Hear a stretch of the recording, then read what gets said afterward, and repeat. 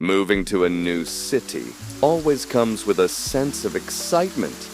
But for me, it was just the beginning of a new life. I'm the kind of person who enjoys peace and quiet, so I chose an apartment in an old building. It stood in the city center with tall windows and worn-out doors. But when you're looking for calmness, such buildings seem like a true refuge.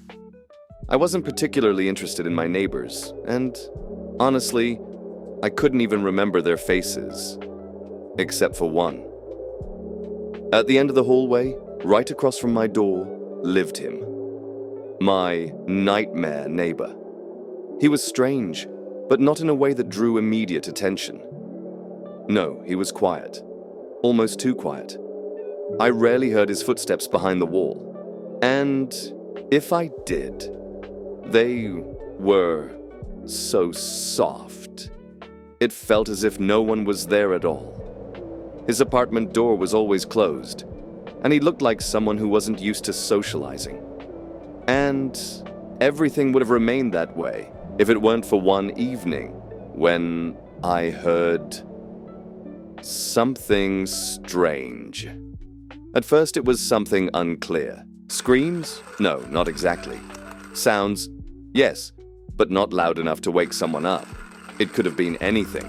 Not quite screams, but some weird, low noise. Almost like scraping. But in between those sounds I heard something else. The rustle of footsteps. Footsteps that moved one way, then stopped, and then returned again. But how could he move so quickly in his apartment?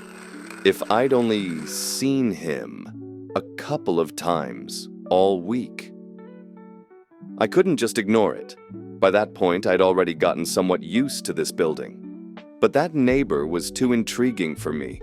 That night, I decided to find out what was going on. A thought flashed through my mind. I'll just grab my phone and call the police. But when I approached the door, I noticed that his door was slightly ajar.